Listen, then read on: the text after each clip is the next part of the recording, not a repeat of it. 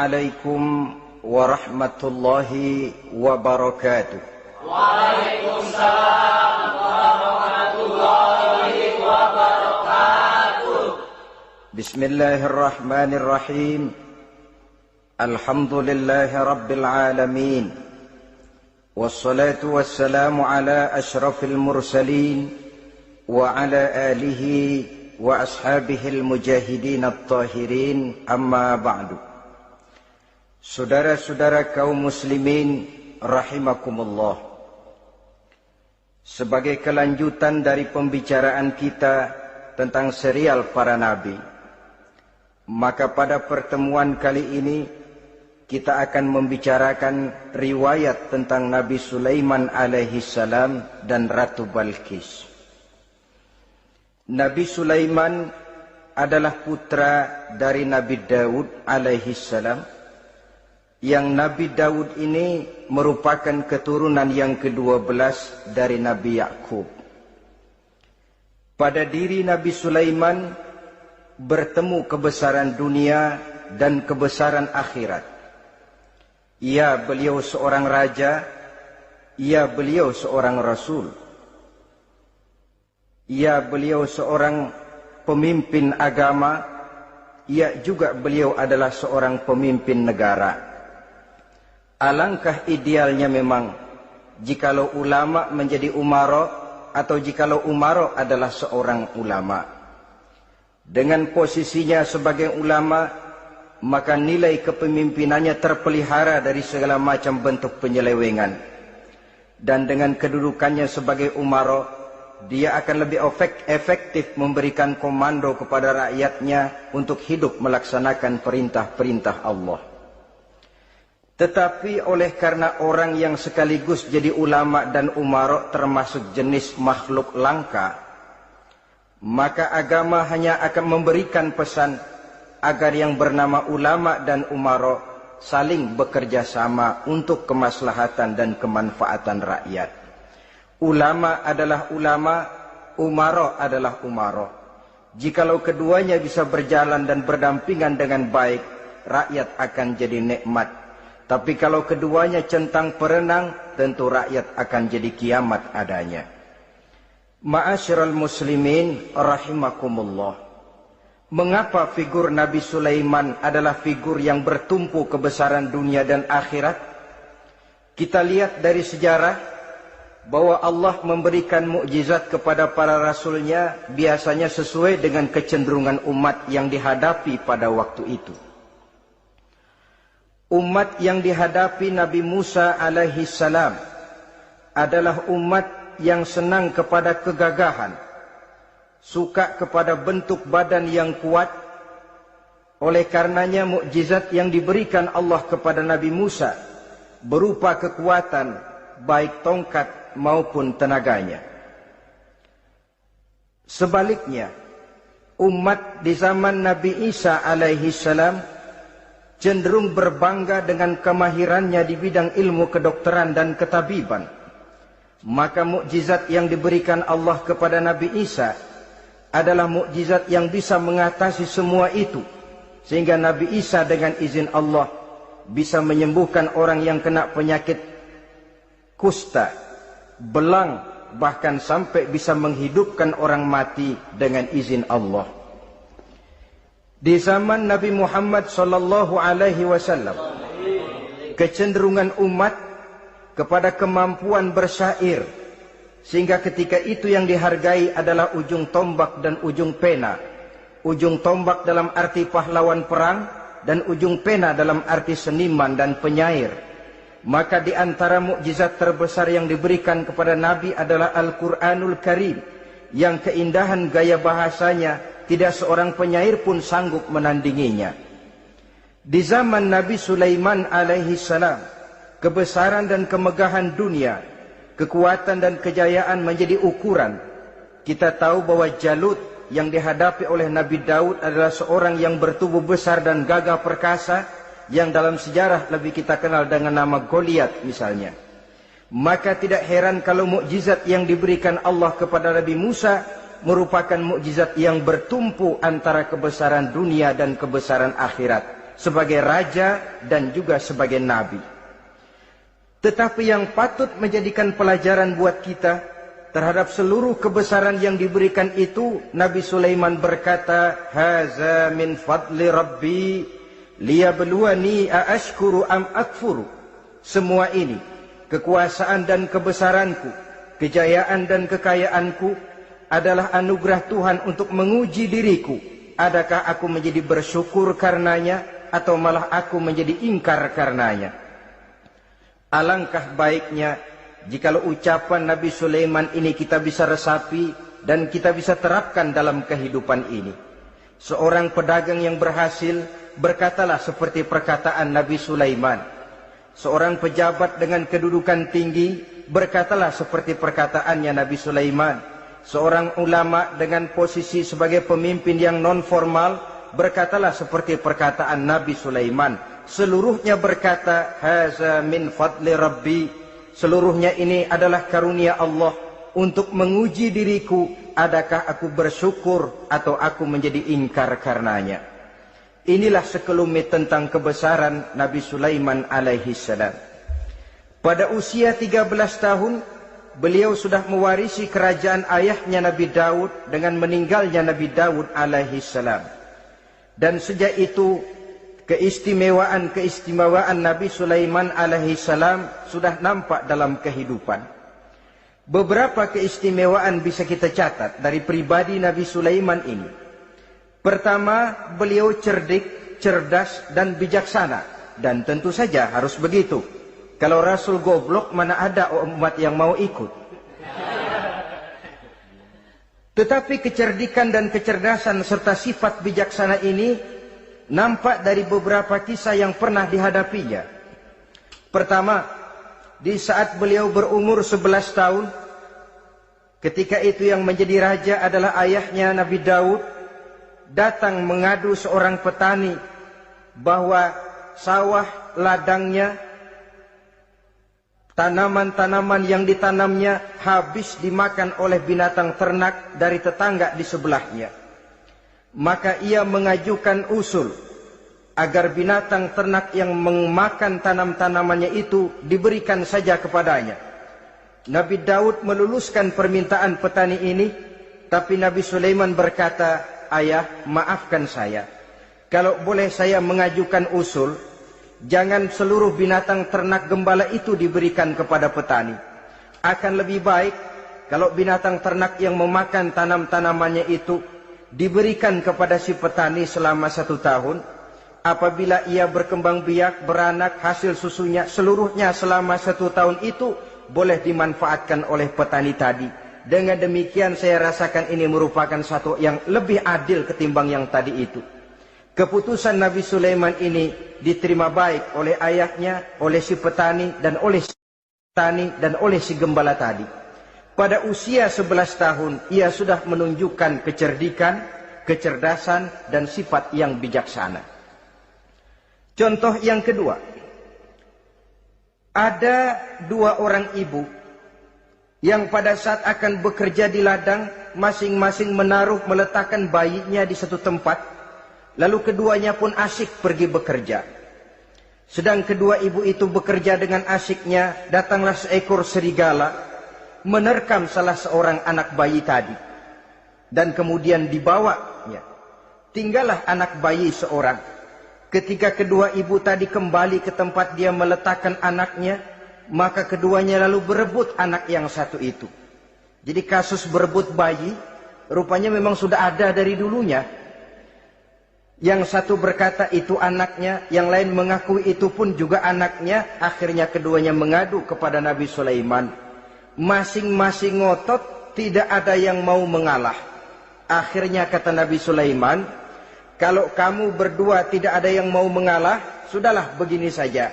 Berikan bayi itu kepada saya, akan saya belah 2 supaya adil. Masing-masing kamu bawa sarang sepotong." Ibu yang seorang berbinar matanya, kelihatannya gembira dengan keputusan itu. "Saya setuju Nabi Sulaiman, ini keputusan yang sangat adil. Betul, belah 2 saja bayi itu." Tapi ibu yang seorang malah berurai air matanya, membasahi pipinya. Ya Sulaiman, daripada Tuhan belah dua anak itu, biarlah berikan saja kepada ibu yang mengaku tadi itu. Tidak sampai hati saya melihat anak yang begini ini harus menjadi korban. Biarlah dia diasuh oleh ibu yang mengakuinya tadi, asal dia tetap hidup. Nabi Sulaiman tersenyum, lalu berkata kepada ibu yang berurai air mata tadi, ambillah anak ini bu, karena ia memang benar anak ibu. Sebab sekejam-kejamnya hati seorang ibu tidak akan sampai melihat anaknya dibelah dua. Adapun engkau ibu yang gembira, engkau sesungguhnya ibu yang kurang ajar. Cuma sekedar ngaku-ngaku, buktinya anak mau dibelah dua, kamu setuju. Ibu macam apa kamu anak dibelah dua setuju? Akhirnya ibu yang satu itu menerima hukuman yang setimpal karena mengakui sesuatu yang bukan haknya. Di sini kita lihat kebijaksanaan yang dimiliki oleh Nabi Sulaiman alaihi salam. Bukti yang ketiga, pada waktu beliau mengadakan jihad fi sabilillah, beliau mengadakan mobilisasi dana. Tidak cuma manusia, binatang seluruhnya ikut memberikan sumbangan. Ketika datang gajah, gajah nyumbang kerbau. Datang kerbau, kerbau nyumbang kambing. Datang kambing, kambing nyumbang ayam. Datang ayam nyumbang burung. Datang burung nyumbang balang. Datang balang nyumbang semut. Gajah yang nyumbang kerbau ngelihat balang nyumbang semut ketawa. Hei semut, balang, Nabi Sulaiman kamu berikan semut untuk apa kayak gitu kecilnya? Lihatin dong saya nyumbang kebo, kata gajah. Nabi Sulaiman tersenyum seraya bersabda, al-hadiyatu biqadril muhdi. Pemberian itu memang sesuai dengan kemampuan orang yang memberi. Kalau gajah nyumbang kerbau itu wajar saja. Gajah besar sumbangannya pun besar. Sebaliknya kalau balang nyumbang semut itu juga memang pantas. Balang kecil sumbangannya pun kecil. Yang tidak wajar kalau ada balang mau nyumbang kerbau, ada gajah nyumbang semut. Di sini kelihatan watak yang bijaksana dari Nabi Sulaiman alaihi salam. Ini merupakan ciri keistimewaannya. Setiap rasul dibekali dengan sifat ini yang namanya sifat fatonah.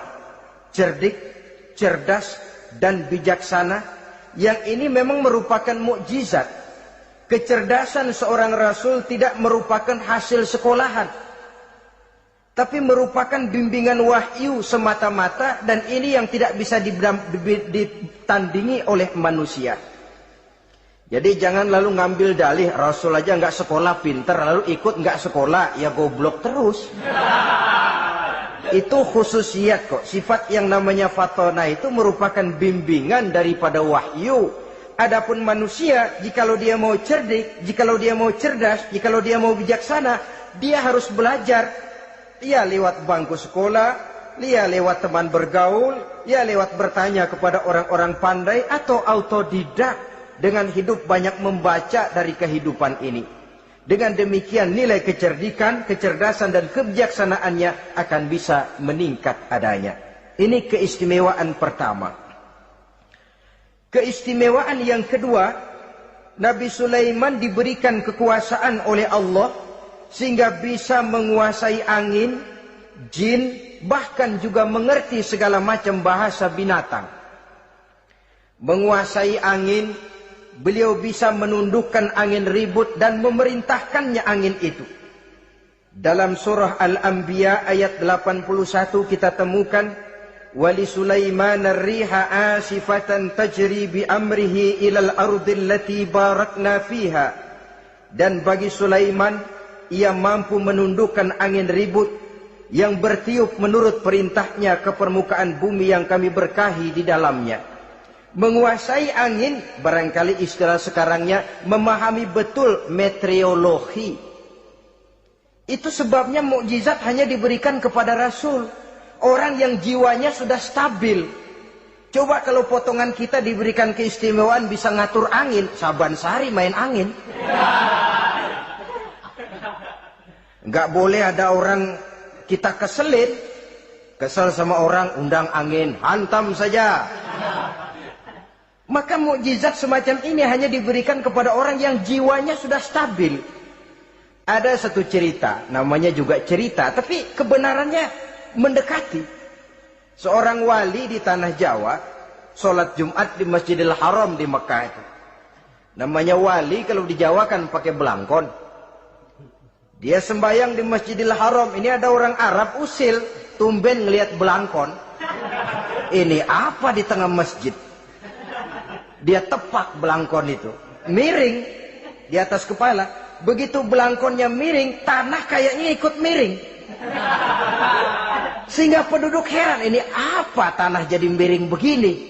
Lalu ada seorang wali juga yang alim dan mengerti, lihat-lihat di tengah Masjidil Haram ada belangkon miring di atas kepala.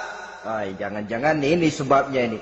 Dia samperin, dia dandanin lagi tuh belangkon rata, tanah kelihatannya kayak rata lagi. Keistimewaan seperti ini pun hanya diberikan kepada orang yang jiwanya memang sudah stabil. Coba kayak kita diberikan keistimewaan kayak begitu, main belangkon melulu. Saudara-saudara kaum muslimin rahimakumullah, juga bisa menguasai jin, memerintahkan jin, dan juga mengerti segala macam bahasa binatang. Kita bisa lihat dalam surah As-Saba ayat 12 misalnya. Demikian juga tentang mengerti bahasa binatang. Pada satu hari Nabi Sulaiman dan bala tentaranya lewat di satu lembah. Lembah itu kebetulan lembah semut. Ketika mereka lewat di lembah itu, Raja Semut lihat dari kejauhan, dia pidato kepada rakyatnya para semut itu. Apa katanya? Ya ayyuhan namlu dukhulu masakinakum. La yahtimannakum Sulaiman wa junuduh wahum la yash'urun. Jadi ini Raja Semut melihat Nabi Sulaiman datang bersama seluruh bala tentaranya. Dia pidato kepada rakyatnya. Saudara-saudaraku rakyat semut, di mana saja suara saya bisa didengar. Perhatian, perhatian. Ini Nabi Sulaiman mau liwat dengan seluruh bala tentaranya. Kamu semua supaya masuk ke dalam lubang kamu masing-masing. Sebab kalau kamu nggak masuk ke lubangmu masing-masing, akan diinjak oleh Sulaiman dan bala tentaranya. Sedangkan mereka tidak tahu kalau kamu kena injak. Masuklah semut itu seluruhnya ke dalam lubangnya masing-masing. Nabi Sulaiman senyum. Fatabassama dhahikan min qawliha. Mendengar ucapan Raja Semut ini, Nabi Sulaiman tersenyum. Lalu berkata, apa katanya? Rabbi auzi'ni an ashkura ni'mataka allati an'amta alayya wa ala walidayya wa an a'mala salihan tardahu wa adkhilni birahmatika fi ibadika salihin. Satu pengakuan yang tulus, yang jauh dari watak kesombongan. Mendengar Raja Semut berkata semacam itu, beliau senyum. Lalu berkata, wahai Allah, tetapkan kiranya hati saya ini untuk selalu bersyukur terhadap nikmat yang engkau karuniakan kepada saya. Karena nikmatku, nikmat yang engkau berikan kepadaku, saya mengerti bahasa binatang. Karena mengerti bahasa binatang, saya mengerti seruan Raja Semut itu. Tetapkan saya untuk selalu bersyukur ya Allah atas nikmat yang engkau berikan ini, atas nikmat yang engkau berikan kepada kedua orang tua saya. Dan tetapkan saya untuk selalu melakukan amal soleh yang engkau ridhoi. Dan masukkan saya ke dalam golongan hamba-hambamu yang soleh. Satu pengakuan yang tulus, yang jauh dari sifat kesombongan. Mungkin kalau sombong yang lahir, begitu dengar Nabi Sulaiman bahwa semut ngomong begitu, beliau akan berkata, iya masuk gede buruan. Tapi kan tidak. Malah beliau perintahkan bala tentaranya, pasukan berhenti. Ada apa Nabi Sulaiman? Di depan kita ada kerajaan semut. Mereka lagi kocar-kacir masuk ke sarangnya masing-masing. Tunggu sampai mereka masuk dan kita bisa lewat dengan aman tanpa harus menginjak-injak mereka. Bala tentaranya di stop dan berhenti. Ternyata kebesarannya tidak menyebabkan ia lalu memandang remeh sampai kepada makhluk yang bernama semut sekalipun. Masih tetap dihargainya sebagai makhluk dari Allah Subhanahu wa ta'ala. Sesuatu yang perlu menjadi contoh kita semua. Sebab orang bilang kadang kacang sering lupa akan kulitnya. Kadang posisi kita yang tinggi menyebabkan kita lupa dari mana kita berasal. Kadang harta yang kita miliki menyebabkan kita lengah dari mana kita datang. Akhirnya yang timbul adalah sifat sombong dan angkuh. Ibarat kata orang, kacang lupa dengan lanjarannya. Ma'asyiral muslimin rahimakumullah. Ini kebesaran dan keistimewaan yang diberikan Allah kepada Nabi Sulaiman alaihi salam. Apa yang perlu kita jadikan tamsil dan ibarat dari kebesaran ini? Saudara-saudara kaum muslimin rahimakumullah. Keadilan sebagai umara yang berpadu dengan kebijaksanaan sebagai ulama. Satu hari seorang sahabat bertanya kepada Rasulullah sallallahu alaihi wasallam, "Ya Rasul, kalau pada satu saat ajal merenggut Tuhan berlalu meninggalkan kami sekalian, kita berpisah untuk selamanya ya Rasul. Dalam kondisi semacam itu, azahrul ardi khairul lana am batniha? Mana yang lebih baik ya Rasul buat kami kalau sudah ditinggalkan oleh Tuhan? Permukaan bumi atau perut bumi yang lebih baik?" Ini pertanyaan dengan bahasa kinayah. Permukaan bumi maksudnya hidup. Perut bumi maksudnya mati. Orang kalau sudah masuk ke perut bumi kan habis. "Ya Rasul, kalau engkau sudah tidak ada meninggalkan kami semua, mana yang lebih baik buat kami, hidup atau mati?" Bukan main pertanyaan ini. Di satu sisi menggambarkan cintanya sahabat kepada Nabi, sehingga kalau tidak bisa mati bersamaan, biarlah mati beriring saja. Di lain pihak juga mencerminkan bingungnya sahabat kalau sudah ditinggalkan oleh Rasul. Atas pertanyaan ini apa jawab Rasul? "Kamu nggak usah khawatir. Walaupun aku sudah tidak ada, kembali ke hadratullah azza wa jalla, meninggalkan kamu semua, kamu tidak usah bingung. Dengan syarat, idza kana umaraukum khiyarukum wa amrukum syura bainakum wa aghniyaukum askhiyaukum fa zahrul ardi khairul lakum min batniha." Kalau saja para umara, kalau saja pemimpin-pemimpin kamu adalah orang-orang yang terbaik di antara kamu, dan seluruh persoalan yang kamu hadapi dapat kamu musyawarahkan dengan baik, lalu orang-orang kaya di antaramu adalah orang-orang yang dermawan, ketika itu walaupun aku sudah tidak ada, hidup lebih baik daripada mati. Permukaan bumi lebih baik daripada perut bumi. Dengan catatan tiga tadi. Pemimpinmu orang yang terbaik di antara kamu, segala persoalan kamu musyawarahkan, dan orang kayamu orang dermawan. Walaupun aku tidak ada, hidup lebih baik daripada mati. Tapi sebaliknya kata Nabi, idza kana umaraukum syirarukum. Kalau umarokmu, pemimpin-pemimpinmu adalah orang-orang yang terjahat di antara kamu. Wa amrukum ala nisaikum. Dan segala urusanmu sudah diatur oleh perempuan. Walaupun dia tidak naik di bidang eksekutif, tidak memegang kekuasaan, tapi kekuasaan bayangannya jauh lebih menentukan daripada kekuasaan yang sesungguhnya. Kalau perempuan sudah ikut campur mengaturmu, kemudian wa askhiyaukum bukhalaukum, orang-orang kaya di antaramu adalah orang-orang yang bakhil bin pelit alias kikir, maka ketika itu kata Nabi, fabatnul ardi khairul lakum min zahriha, perut bumi lebih baik daripada permukaan bumi.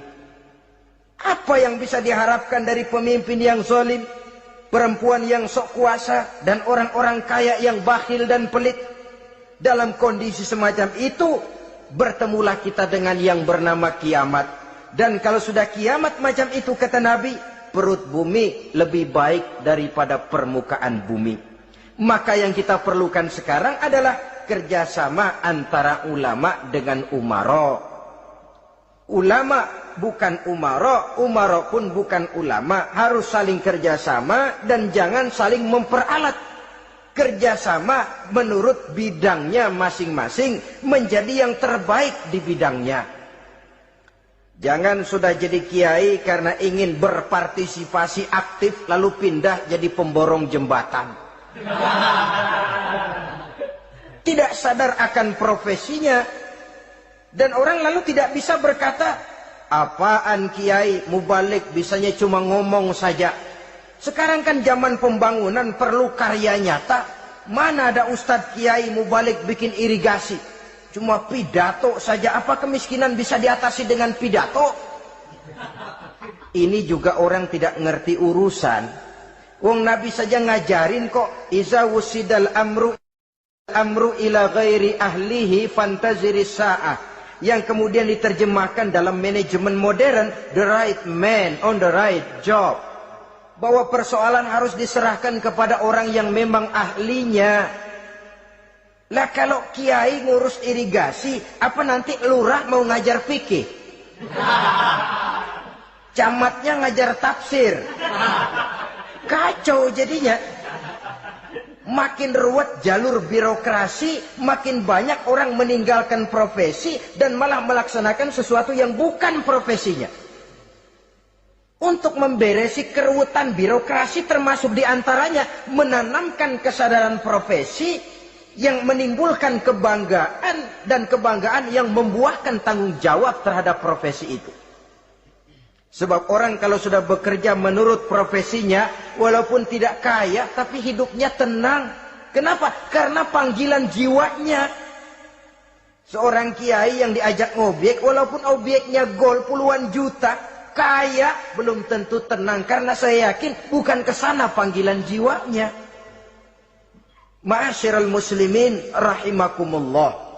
Itulah sebabnya kerjasama. Ulama membangun lingkungannya, ulama membangun manusianya, umarok membangun lingkungannya, sehingga terciptalah wujud daripada pembangunan manusia seutuhnya, ya zahirnya, ya batinnya. Seluruh kita berpartisipasi, hanya bidangnya saja yang berbeda-beda. Jangan yang satu merasa lebih berjasa dari yang lain, jangan yang satu merasa lebih penting dari yang lain. Seluruh kita penting, seluruh kita berjasa, cuma bidang kita saja yang berbeda-beda. Inilah bahasa Quran, kullun ya'mal ala syakilatih. Setiap orang bekerja menurut profesinya masing-masing. Ma'asyiral muslimin rahimakumullah. Kita kembali kepada riwayat Nabi Sulaiman alaihi salam. Satu hari ketika beliau sedang menginspeksi pasukan, berkumpullah pasukan beliau itu, ya tentara yang manusianya, ya pasukan jinnya, ya seluruh binatang-binatangnya berbaris. Beliau selaku inspektur upacara mengadakan inspeksi pasukan. Dari sekian pasukan-pasukan yang diperiksanya pada waktu itu, Nabi Sulaiman melihat tidak terdapat burung hudhud. Beliau bertanya-tanya, "Ma liya aral hudhuda am kana minal ghaibin?" Kemana burung hudhud? Orang lain pada kumpul, dia sendiri tidak ada. Awas kalau dia datang, kalau dia tidak bisa memberikan alasan yang tepat kemana dia, akan saya berikan sanksi dan hukuman. Ini namanya pemimpin yang bertanggung jawab toh. Seorang pun dari yang dipimpinnya tidak ada, menjadi pertanyaan.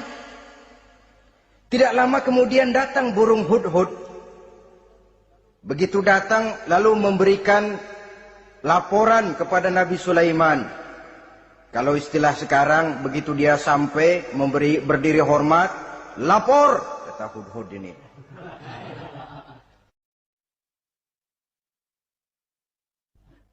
Bagaimana hudhud? Maaf Tuan Raja, saya terlambat. Iya, kenapa terlambat? Patroli Tuan Raja. Kemana saja kamu patroli? Keliling. Lalu apa hasilnya? Inni wajadtu imra'atan tamlikuhum wa utiyat min kulli syai'in wa laha arsyun azim. Saya baru patroli ke satu negara yang bernama Sabah, Tuan Raja. Sabah, saudara tahu Sabah? Di mana itu? Dekat ibu kota Yaman sekarang. Di sana Tuan Raja, kata Hudhud ini, wajadtu mra'atan tamlikuhum. Yang jadi raja perempuan. Kalau Tuan raja besar, Tuan orang laki. Ayah Tuan raja besar, Nabi Daud, laki. Ini mah model Tuan raja. Orangnya rajanya raja besar tapi perempuan. Tumben saya ngelihat ada raja perempuan, kerajaannya begitu besar. Begitu. Iya. Lalu dia jadi raja bagaimana? Dia mewarisi kerajaan ayahnya Sri Baginda Raja Sarahil. Ketika ayahnya wafat, dia naik. Walaha arsun azim. Singgasananya besar, bagus, antik Tuan Raja. Terus bagaimana lagi? Wajadtuha wa qaumaha yasjuduna lisyamsi min dunillah.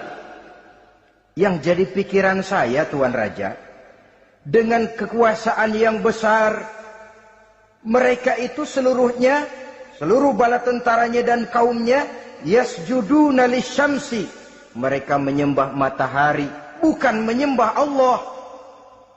Mendengar ini Nabi Sulaiman tergerak hatinya.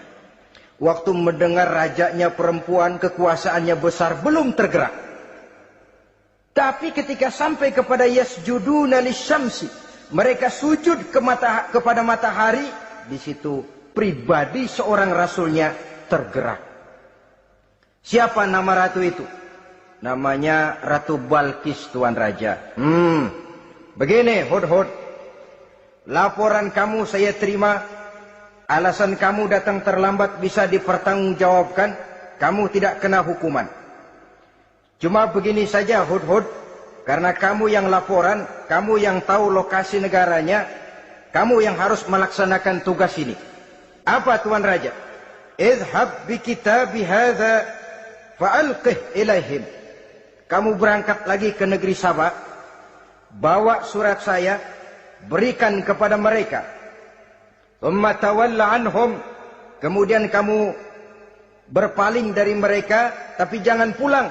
Fanzur madza yarji'un. Lihat apa reaksi mereka setelah menerima surat ini. Baik Tuan Raja, baik.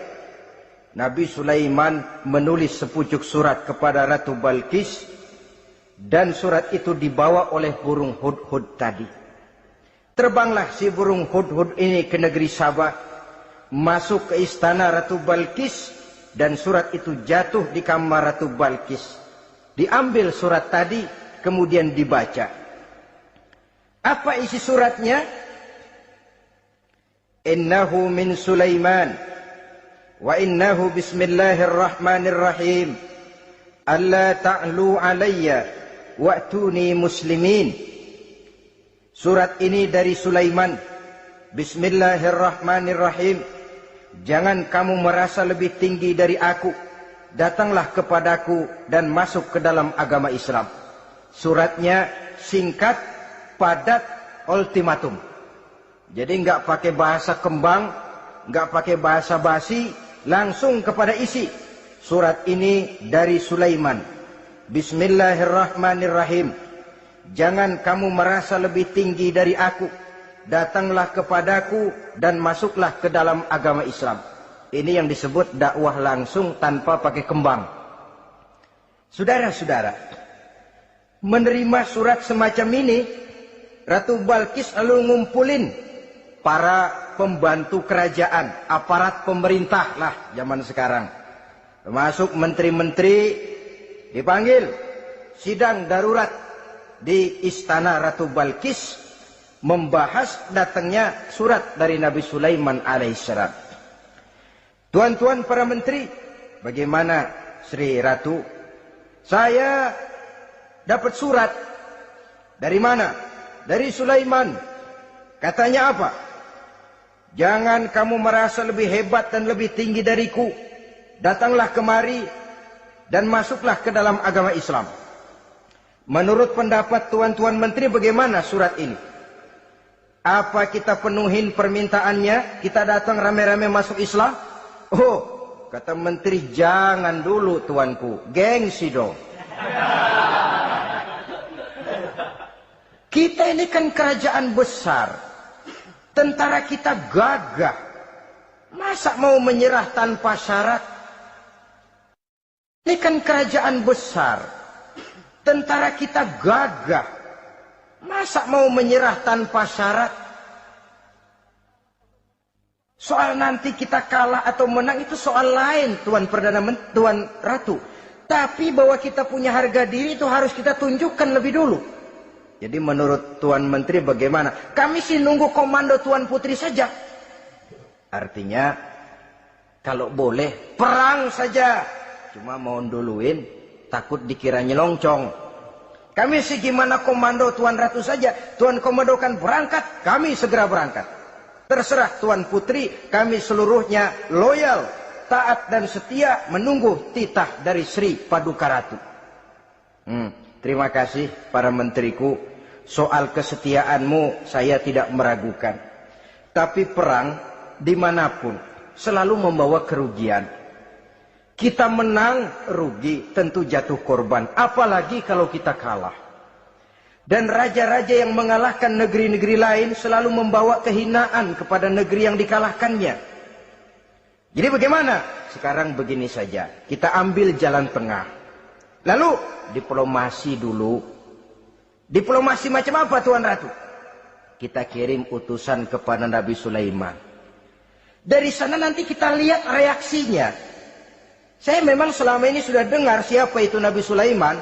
Katanya orang yang masih muda, masih bujangan, bijaksana, kekuasaannya besar, tentaranya hebat. Cuma kan baru berita, kita cek. Jadi diplomasi macam apa Tuan Ratu? Kita kirim utusan kepada Raja Sulaiman. Kita bawakan hadiah-hadiahnya. Yang mahal-mahal, mewah-mewah, menarik. Pokoknya yang terbaik di negeri kita, berikan kepadanya. Lihat reaksinya. Kalau dia tergiur dengan hadiah itu, dia raja. Bukan nabi. Tapi kalau dia menolak hadiah itu, dia memang nabi. Dan apa reaksi kita nanti tergantung sikap Nabi Sulaiman.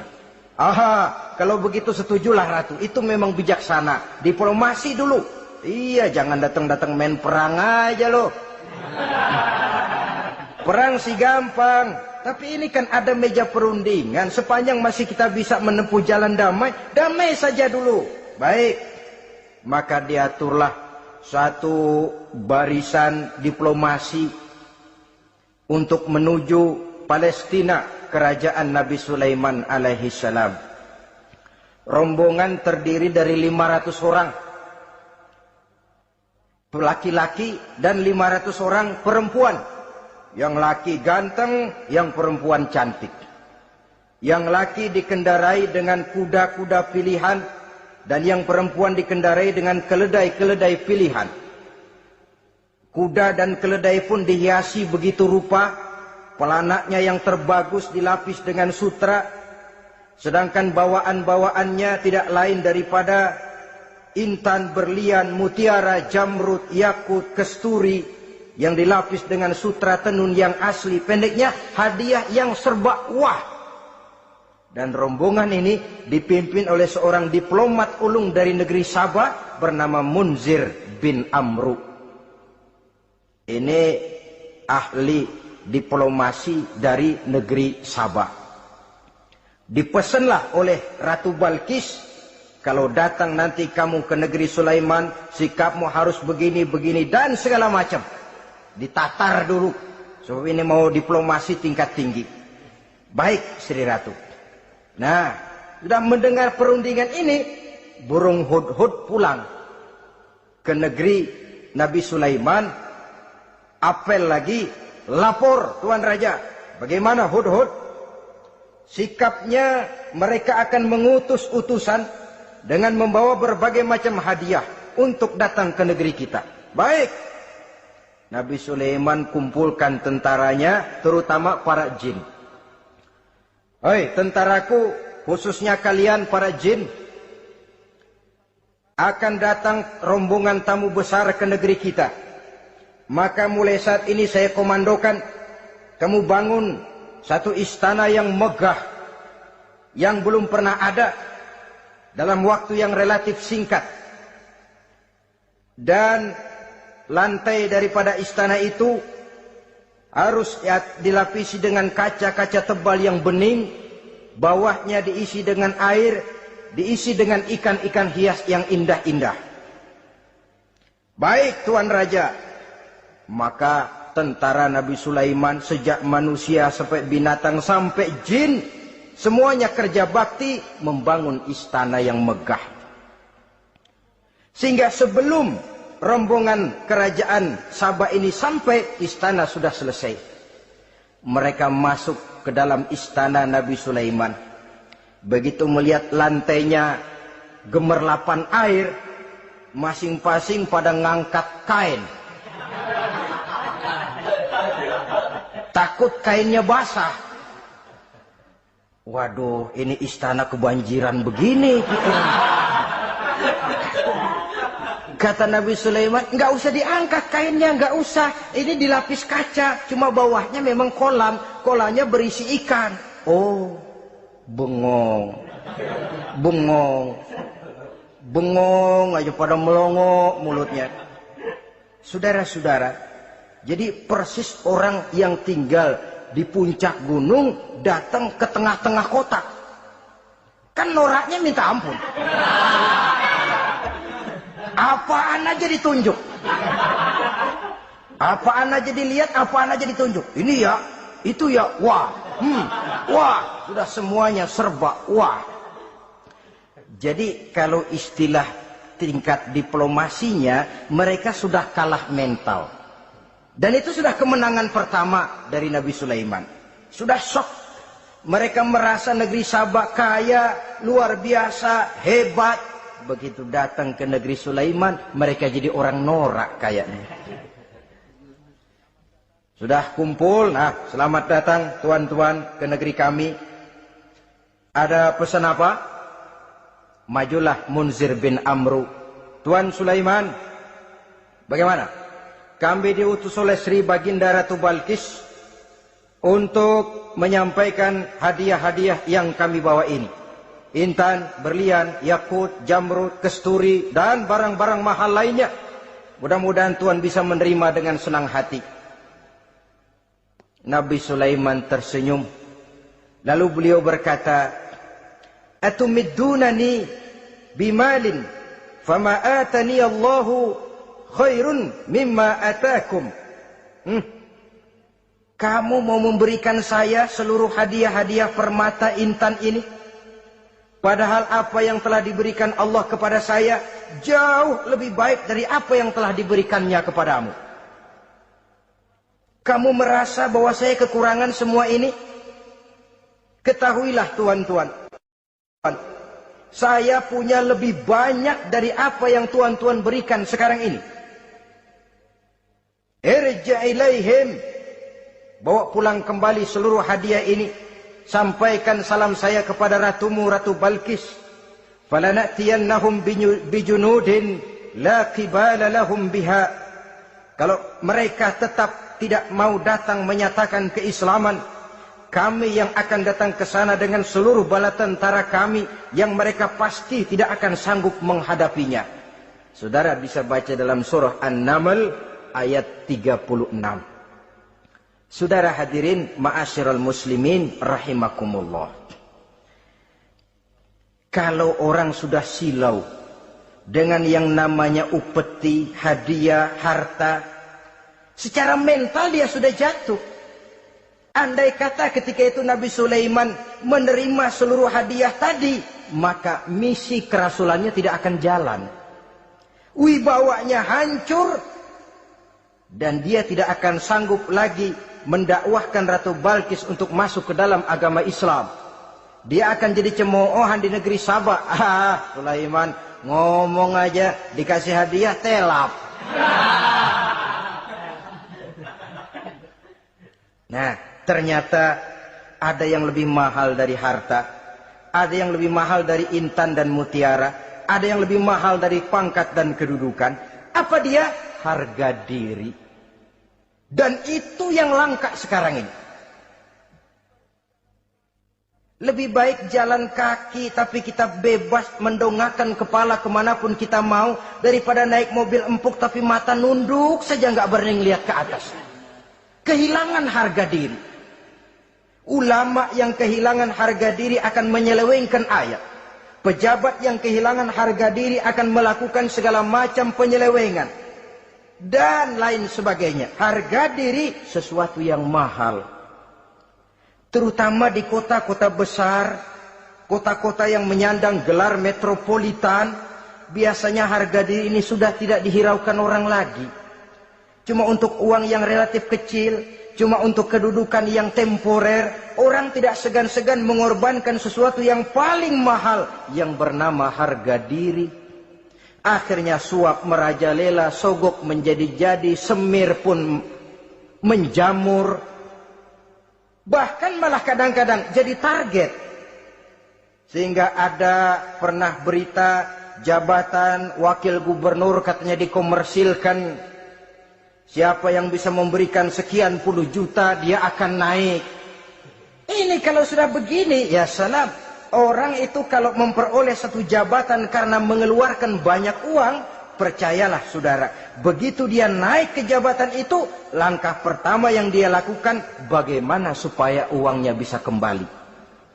Bukan bagaimana bekerja sebaik-baiknya, bukan bagaimana mensejahterakan rakyat sebaik-baiknya, karena dia merasa naik jabatan banyak mengeluarkan uang. Setelah dia naik, gimana supaya pulang modal dulu, lebihnya kalau ada, baru bekerja buat rakyat, itu pun kalau nggak keburu pensiun. Kadang-kadang malah lebih celaka lagi, kalau sudah mau pensiun baru bikin pemutihan. Wah, saya baru rajin iktikaf di masjid, pergi haji. Kenapa? Udah pensiun. Tapi waktu masih aktif, tanda tangan masih laku, nota masih dihargai, kata belece masih berwibawa, lupa berbuat untuk hari depan dirinya sendiri, yaitu akhiratnya. Konon lagi untuk umat dan agamanya. Jadi untuk mengabdi, berbuat baik kepada umat, berkhidmat kepada agama, iktikaf di masjid, tuan-tuan, tak usahlah nunggu sampai pensiun. Manfaatkan posisi yang tuan-tuan punya sekarang ini untuk beribadah dengan sebaik-baiknya.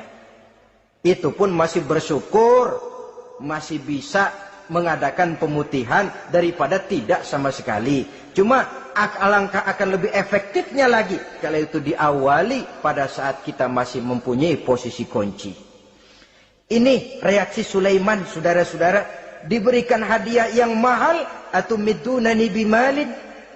Kamu mau nyogok saya dengan hadiah ini, yang diberikan Allah lebih hebat dari yang kau bawa sekarang ini. Apa yang saya cari? Oleh Allah saya telah diberikan sesuatu yang lebih besar dari yang kau bawa. Sudah, bawa pulang saja, sampaikan salam kepada ratumu. Kalau dia tetap ngotot tidak mau kemari, saya yang akan datang ke sana dengan seluruh bala tentara yang saya yakin sampean akan kewalahan ngadepinnya. Pulang, sampaikan salam saya, bawa seluruh hartamu. Diplomasi tahap pertama menang total. Utusan Raja Sabah sudah kalah mental, kalah juga fisik. Pulanglah mereka dengan membawa kembali seluruh hadiah yang mereka ingin sampaikan tadi. Bisa dibayangkan mentalnya itu, ya. Sama juga kita sudah punya niat ingin menyogok seseorang, tahu-tahu yang mau disogok nggak nerima, pulang kayaknya muka kan belipet. Sulit ketemu orang. Jadi perasaan kita orang pada ngetawain aja. Padahal orang mah nggak tahu persoalannya. Tapi sikap mental sendiri itu. Jadi memang saudara-saudara ini berkaitan. Walaupun yang mau nyogok banyak, kalau yang disogok nggak mau, nggak jadi. Walaupun ada yang minta disogok, kalau yang mau nyogok nggak ada, juga nggak nyetel. Lah ini nyetel, yang mau nyogok banyak, yang disogok pun ada. Jadilah perbuatan itu. Ma'asyiral muslimin rahimakumullah. Sampai mereka di kerajaan Sabah, mereka ceritakan itu, Ratu Balkis bengong. Ternyata yang saya dengar selama ini memang benar rupanya. Sulaiman bukan cuma raja, tapi juga rasul. Bukan cuma pemimpin negara, tapi juga pemimpin agama. Lalu bagaimana, saudara Ratu? biarlah saya pikir-pikir dulu. Pikir. Bagaimana ya? Sudahlah, begini saja. Kita sekarang berangkat ke negeri Nabi Sulaiman. Saya yang akan langsung memimpin rombongan. Ada dua tujuan Ratu Balkis sebenarnya. Tujuan pertama ingin melihat dengan mata kepala sendiri kebesaran Sulaiman yang selama ini dia cuma dengar beritanya saja. Yang kedua, ada udang di balik batu. Kalau setelah Nabi Sulaiman nanti melihat kecantikan Ratu Balkis ini, dia bisa fly. Nah, istilah anak sekarang, dia bisa fly. Nah, siapa tahu kan karena kecantikannya Nabi Sulaiman lalu jatuh hati dan Dewi Amor pun bicara. Nanti bila mata bertemu mata, bibir ikut senyum, hati berdetak. Maka terjadilah magnet-magnet saling bersentuhan, percintaan tingkat tinggi. Kan lumayan dapat suami, dapat pacar seorang raja besar. Jadi dengan harapan ini berangkatlah Ratu Balkis ke negeri Nabi Sulaiman. Hud lapor lagi. Lapor. Bagaimana Hud? Ini Ratu Balkis yang mimpin sekarang. Baik, kita siap-siap. Begini saja, kata Nabi Sulaiman. Siapa yang bisa bawa singgasana Ratu Balkis ke sini? Jin Ifrit tampil. Saya. Berapa lama kamu perlukan untuk membawa singgasana Ratu Balkis kemari? Sebelum Tuan bangun dari tempat duduk, itu singgasana sudah bisa sampai kemari, Tuan Raja. Bagus. Ada yang bisa lebih cepat? Saya, kata seorang ulama. Berapa lama? Sebelum Tuan kedip. Asal Tuan kedip, Tuan melek lagi, singgasana sudah sampai di sini. Baik, kerjakan. Dalam waktu sekejap itu singgasana Ratu Balkis sudah sampai di istana Nabi Sulaiman. Pasang di sini, biar dia dudukin nanti. Rubah sedikit biar dia nggak kenali. Dirombak sedemikian rupa. Masuk Ratu Balkis ke istana Nabi Sulaiman. Terjadilah kemudian di perundingan semacam tingkat tinggi antara raja dengan raja. Bagaimana Tuan Ratu Balkis? Iya, Tuan Sulaiman. Iya, bagaimana? Saya kagum dengan kebesaran Tuan. Bukan kebesaran saya. Seluruhnya ini adalah karunia Allah kepada saya. Saya dengar Tuan-Tuan menyembah matahari. Padahal matahari tidak pernah memberikan apa yang Tuan kehendaki. Matahari tidak pernah menciptakan Tuan. Adalah lebih baik Tuan menyembah yang menciptakan matahari daripada menyembah matahari itu sendiri. Nabi Sulaiman, bagaimana kalau kita mengadakan ya sambil berunding, sambil lobbying istilah sekarang. Baik, lobbying pun jadi. Berjalanlah meninjau seluruh pelosok istana Nabi Sulaiman alaihissalam. Seperti halnya bala tentaranya, Ratu Balkis juga sampai di lantai kaca, angkat kain. Kata Nabi Sulaiman, jangan diangkat tuh kain. Ini bukan air, istana kaca. Bukan main kebesaran kamu. Melihat begitu kebesaran Nabi Sulaiman, Ratu Balkis yang niatnya sementara mau melontarkan diplomasi asmara, lupa. Lalu apa katanya? Rabbi inni zolamtu nafsi. Ya Allah, selama ini saya benar-benar telah zolim kepada diri saya. Begitu banyak nikmat yang engkau berikan kepada saya. Saya jadi ratu dengan kekuasaan yang besar, mewarisi kebesaran ayah. Dengan kerajaan dan bala tentara yang gagah perkasa. Bukan saya bersyukur kepadamu, malah saya menyembah matahari. Inni zolamtu nafsi. Sungguh saya telah zolim kepada diri saya.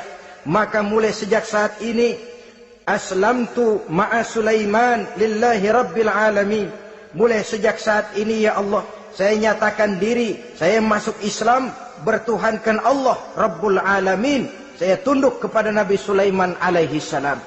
Masuk Islam sebelum diplomasi asmaranya melayang, saudara-saudara. Sudah masuk Islam? Sudah. Nah, Ratu Balkis sekarang bagaimana? Ya Nabi Sulaiman, Kalau saya masuk Islam, apakah kerajaan saya akan tunduk dan diatur oleh kerajaan Tuhan? Tidak. Kamu persilakan pulang ke kerajaanmu. Atur negerimu menurut cara yang kamu mau, asal sesuai dengan perintah Allah. Saya bukan penjajah. Saya cuma mengajak kamu ke dalam Islam. Saya tidak ingin meluaskan wilayah saya. Asal kamu sudah masuk Islam, tugas sudah saya jalankan. Perkara kerajaanmu, kau pulang, kau atur, dan kau tetap jadi raja. Jangan merasa kalau sudah masuk Islam lalu kerajaanmu saya caplok. Islam bukan penjajah, Ratu Balkis. Baiklah Nabi Sulaiman, saya tahu. Tapi untuk melanggengkan kerjasama antara kerajaan Sabah dengan kerajaan Tuhan, caranya bagaimana? Mulai ngojok-ngojok. Dia nggak bilang lu demen aja deh sama gue. Enggak. Cuma untuk jangka panjang. Jangka panjangnya Sulaiman, supaya kita tetap bisa kerjasama, caranya bagaimana? Ya supaya kerajaan berumur panjang, kau harus punya keturunan, kata Nabi Sulaiman. Itu kan berarti saya harus nikah. Memang. Tapi saya ratu. Suami saya kan paling kurang juga harus maharaja, sahansa. Ya sebenarnya sih cuma dia nggak bilang aja. Di kerajaan gue nggak ada yang setimpal, gue maunya sama elo. Itu kalau bahasa kita, cuma ini kan bahasa perempuan. Perempuan kan paling pintar nahan perasaan.